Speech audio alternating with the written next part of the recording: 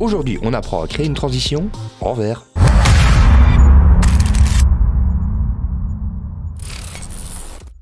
Hello tout le monde, et oui, on se retrouve une nouvelle fois pour un tutoriel court et efficace. Alors, une fois que vous aurez déposé vos clips dans votre timeline, je parle des clips sur lesquels vous allez faire votre transition, vous pouvez faire en premier lieu une coupe. Alors, vous avez le choix, soit vous vous déplacez littéralement avec les touches directionnelles, touche par touche, pour définir la durée de votre transition, alors vous allez faire la moitié d'un côté, la moitié de l'autre, ou alors vous avez un tout petit peu plus simple, ici je vais désactiver l'aimant, je vais lever mon deuxième clip, tout simplement en piste vidéo 2, et là vous voyez qu'il y a un petit timer qui est apparu, je vais tout simplement le déplacer une seconde pile en arrière. Je peux maintenant réactiver mon aimant et je vais effectuer deux coupes. Une première ici et une deuxième juste là. Maintenant, je peux redescendre mon clip. Deuxième étape, maintenant que nous avons la durée de notre transition, nous allons sélectionner nos deux petits clips, nos deux petits bouts de clip juste là. Clic droit sur n'importe lequel d'entre eux et on fait New Fusion Clip. Vous ne bougez pas votre tête de lecture et on se rend dans Fusion. On y retrouve bien évidemment notre début de composition. Alors nous avons un merge sur lequel il y a deux médias. Le premier, média in, c'est la demoiselle qui danse, on peut directement le renommer, donc je vais appuyer sur F2, girl pour ici, et le deuxième média bien évidemment c'est le couple. Donc je vais faire pareil, je le sélectionne, j'appuie sur F2 et je le renomme pour m'y retrouver un petit peu plus facilement. Maintenant ce que l'on peut remarquer aussi c'est que nous avons la vidéo du couple uniquement visible. Tout simplement parce qu'il est mis en foreground sur le merge. On va un petit peu inverser tout ça. Et pour cela, vous avez deux possibilités, soit vous déconnectez et vous reconnectez en manuel, ou vous sélectionnez votre merge et vous appuyez sur CTRL plus T. Nous avons notre demoiselle bien visible au premier plan. On passe donc à l'étape suivante et on va ajouter un masque. Donc ici je clique dans l'espace vide, je vais juste là, je prends un masque carré, parce que c'est ce que j'ai envie de faire. Je le connecte à la partie bleue de la vidéo qui contient la demoiselle qui danse.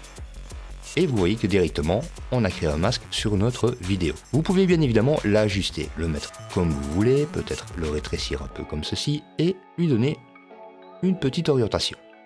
Maintenant que nous avons placé un masque, que nous l'avons défini une forme, on va peut-être lui ajouter une ombre. Voilà, juste pour le fun, on va lui ajouter une ombre. Donc je clique sur le girl juste ici, CTRL barre espace et j'écris shadow.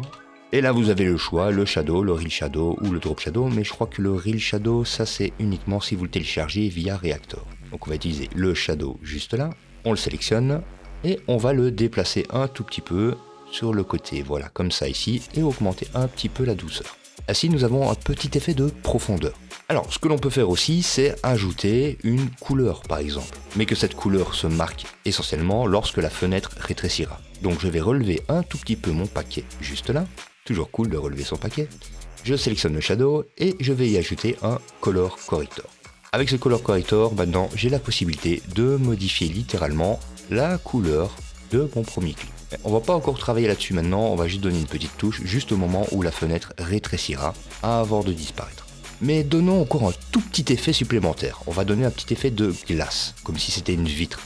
Et pour ça, on va tout simplement ajouter un blur. Tout simplement. Donc je sélectionne mon color corrector et soit, si vous l'avez dans votre bibliothèque ici, vous ajoutez le blur juste là, ou vous appuyez sur CTRL barre espace, BLUR, et vous ajoutez celui-ci. C'est exactement le même. Avec mon blur size, je peux augmenter un petit peu le flou dans l'image, mais pas trop. Donc peut-être à 3 ça devrait être suffisant. Ou peut-être un peu moins. Allez, 2.3, ça paraît nickel. Donc on va bien retenir cette valeur là, on va remettre le blur à 0, le color corrector est toujours à 0, et ce que l'on va faire maintenant, on va animer un petit peu notre forme. Donc je vais sélectionner mon rectangle, je vais me rendre à l'image numéro 12, donc à la moitié de ma transition, et ce que l'on va faire maintenant, c'est qu'on va placer les points clés au niveau du width, de la largeur, comme ceci. Donc on sait que ici, on devrait être théoriquement bon à la 12e image, je vais activer un point clé.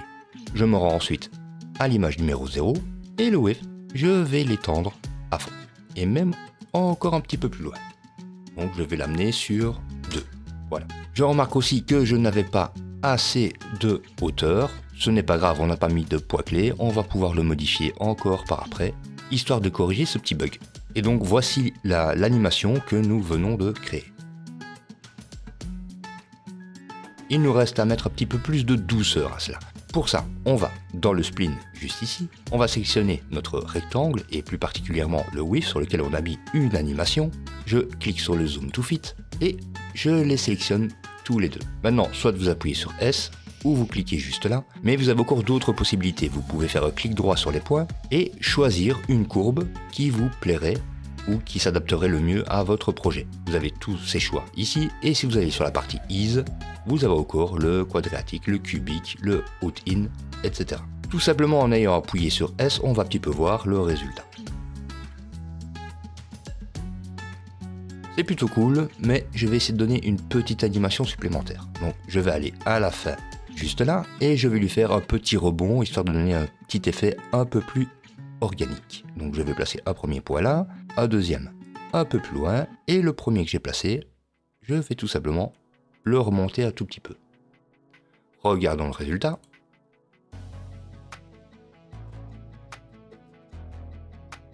Vous pouvez le faire ou non, ça c'est votre choix, moi c'est une question de goût, j'aime bien. Je vais peut-être même le réduire un tout petit peu. Pas qu'il se fasse trop fort. Parfait. Je peux maintenant refermer le spline car on va continuer d'avancer. Nous avons donc notre premier masque qui vient comme ceci, qui se ferme sur la demoiselle et ça se termine à la 15e image. Maintenant ce que l'on va faire, c'est qu'on va tout simplement déplacer notre masque pour le faire sortir de l'image et laisser uniquement le clip de derrière. On sélectionne bien notre masque, notre rectangle juste là et nous avons le center X et Y juste ici. Je vais activer un point clé car on est bien positionné juste là. Et je vais lui donner deux images un peu plus loin, histoire de le faire reculer légèrement. Et à la fin du clip, je le fais disparaître. Je réouvre les splines pour donner un petit peu plus de douceur à ces points clés. Donc là, ici, je peux désactiver le width du rectangle et garder uniquement le déplacement. Je clique sur le zoom to fit, je sélectionne mes points et je clique là. Je referme et regardons un petit peu le résultat.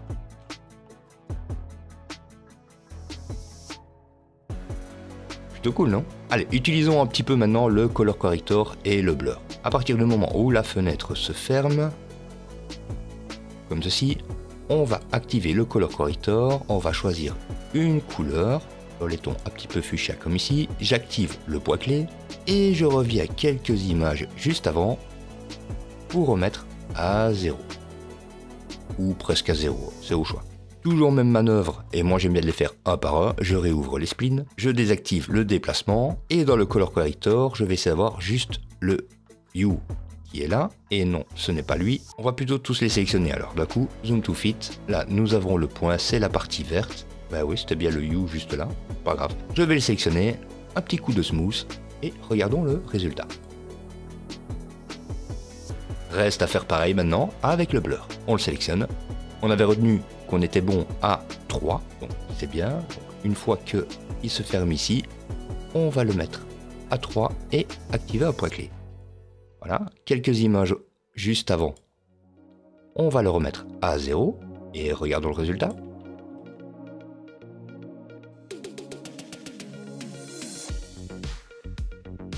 Je ne sais pas pour vous, mais moi j'aime beaucoup. Allez, rajoutons un dernier effet à cela avant de terminer. Je vais faire une copie tout simplement de tous mes nœuds juste ici. Clic droit sur n'importe lequel d'entre eux, copier. Je clique dans l'espace vide, je vais juste à côté, ou plus particulièrement après, ça a une importance quand même. Je fais un clic droit et je colle une copie de mes nœuds. Je vais laisser un tout petit peu surélevé car au blur juste ici, je vais faire CTRL barre espace et ajouter un time speed. Le time speed, c'est un nœud qui a la particularité de ralentir ou d'accélérer une composition. Je vais attraper sa sortie maintenant, la connecter à la sortie de mon merge numéro 1 pour créer un merge numéro 2.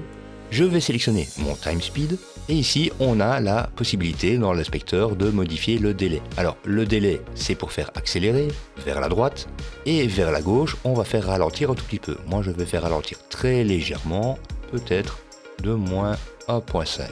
Voilà. Ou 1.4, c'est bon aussi.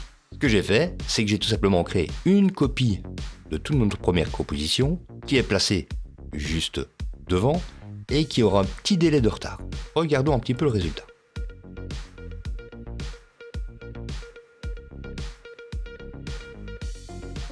Maintenant, si vous voulez modifier un petit peu ceci, vous modifiez les réglages comme vous le désirez. Par exemple, ici, je pourrais le mettre un petit peu en avance, plutôt. Ça m'a l'air un petit peu plus cool. Si je le mets comme ça, par exemple.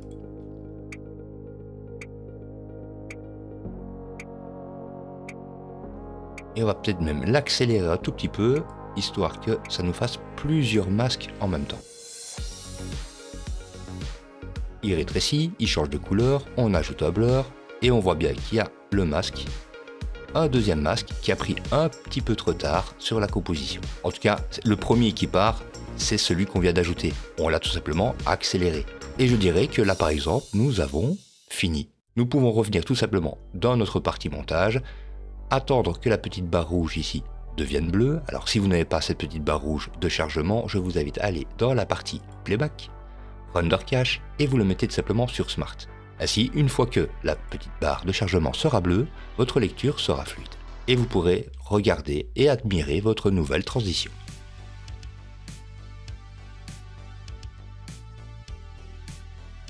Comme ceci.